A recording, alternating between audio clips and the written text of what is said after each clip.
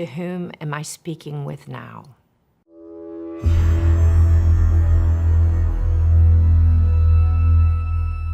One of the primary challenges for a filmmaker is figuring out the best way to go from script to screen. That is, determining exactly what kind of shots he or she wants to implement in order to tell the story in the most visually compelling way for the audience. The specific aspects of the shots, including the framing, camera angle, camera movement, lighting, focal length, and type of camera used are all planned out beforehand by the cinematographer and/or director. When done correctly, all these elements combined can influence viewers' perception of the story and the characters, even without them realizing it. In Split, writer-director M. Night Shyamalan expertly crafts an engaging story about three teenage girls who are kidnapped by a man suffering from dissociative identity disorder, resulting in him having 23 different identities. Though the screenplay itself is intriguing, it's the cinematography that really boosts the narrative and puts it on another level altogether. So let's take a closer look at Split and see just how the cinematography of the film informs the story and the characters in unique and compelling ways.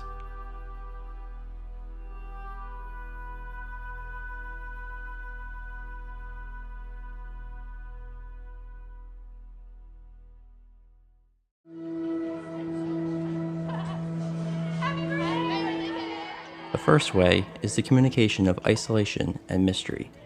In the first shot of the film, we see a subtle dolly zoom of Casey, the main character of the film and one of the girls who is eventually kidnapped by James McAvoy's character Dennis.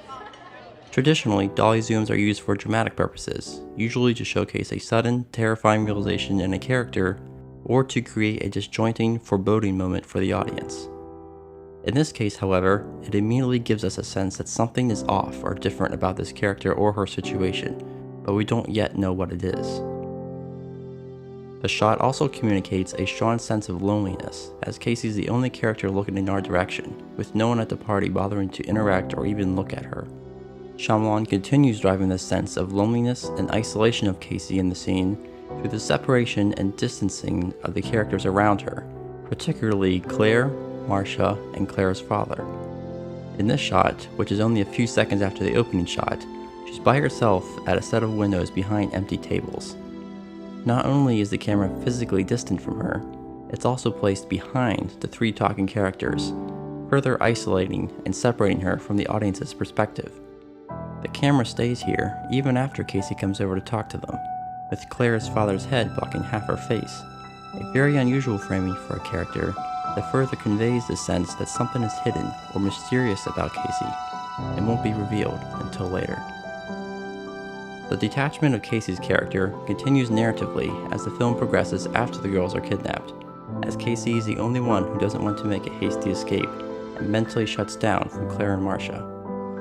But Shyamalan also emphasizes this degree of separation by using clever framing, as in this shot, where not only is Casey sitting by herself, but the frame itself is split in half by an object in the environment. Shyamalan also uses the common technique of shallow depth of field to communicate Casey's isolation and loneliness, even in the presence of others.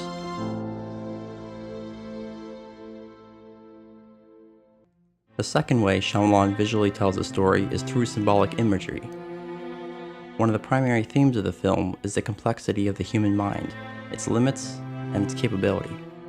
This is expressed narratively through McAvoy's Kevin Wendell Crumb, a man suffering from dissociative identity disorder, a real condition that allows multiple personalities to live inside a person. The condition is expounded upon during the film via a series of crosscuts to Crumb's psychiatrist Dr. Karen Fletcher, played by Betty Buckley. But Shyamalan also sprinkles clever imagery throughout the film to communicate the complex, twisted, and distorted nature of the disorder, as well as the maze-like structure of the human brain. The first of these images is the winding staircase to Dr. Fletcher's home, which is seen twice in the film. The first instance is an overhead shot looking straight down, where we see her climbing the stairs as the camera slowly moves down toward her. The second instance is as Dennis, one of Kevin's identities, is leaving a session with Dr. Fletcher. This time around, however, the shot is from the floor looking up, and the camera is rotating clockwise, effectively doubling the impact on the viewer and overtly conveying Kevin's state of mind. Furthermore, at the center of the shot is a skylight, which which is divided into sections, just like how Kevin's mind is divided amongst his personalities. The second image is the setting of the girl's imprisonment itself. The location is essentially an underground maze, filled with narrow passageways that split off into several directions, with numerous pipes visible on either side within the frame. The complex nature of the setting not only serves as a challenging escape environment for the narrative and the characters, but also as another subtle parallel to Kevin's intricately woven mind from which the girls have to free themselves. The third image Shyamalan uses is far smaller than the previous ones, yet still effective. It's a lamp with a snake-like base on Dr. Fletcher's desk that's seen several times throughout the film. The first time it's placed directly in the foreground, though out of focus, as she enters her apartment, and again as she's replying to an email. Other times it's seen in the background. Later in the film, an actual rubber snake appears briefly with a shot that pushes in on a drawing of the beast. While again out of focus, it's an object meant to be seen in the frame, and one that, together with the lamp, reinforces the film's twisted and complex mental theme. Another symbolic image Shyamalan uses is the flower.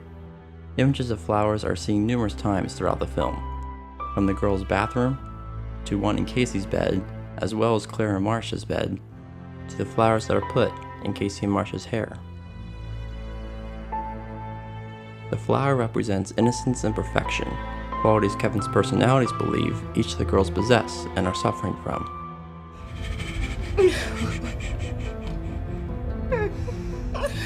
You've always been protected. You've never truly suffered. And that's why we chose you. You've always been asleep.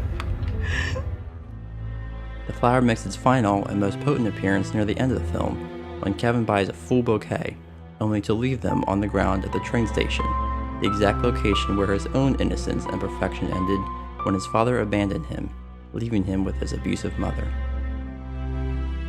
The third way Shyamalan visually tells the story in Split is through the mise-en-scène of the image of the beast.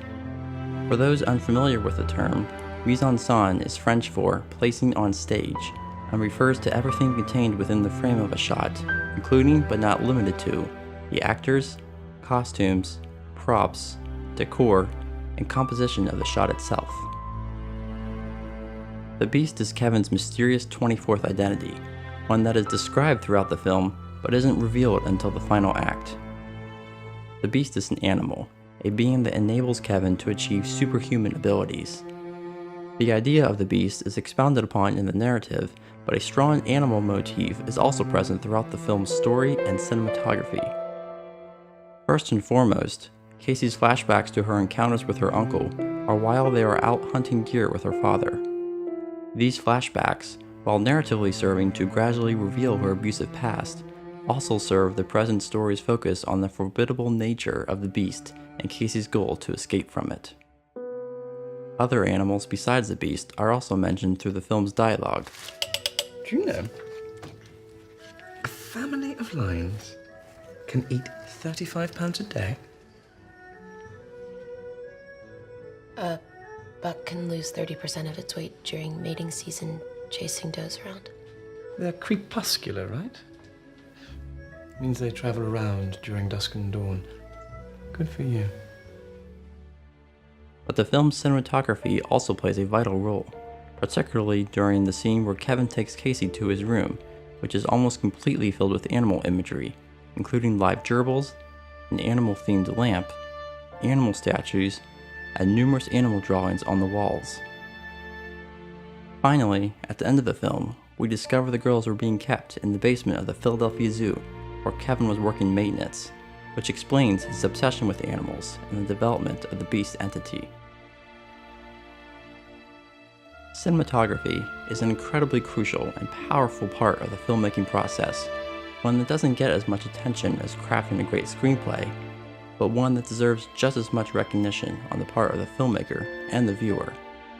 And while a good screenplay is certainly required to make a compelling film, a director that takes that screenplay and tells it visually in service of character and story is one that will ultimately win over an audience, even if they don't know exactly why at first. It's why M. Night Shyamalan's film works on so many levels, and why it's so memorable and engaging. And it's why his film is the epitome for visually telling the story.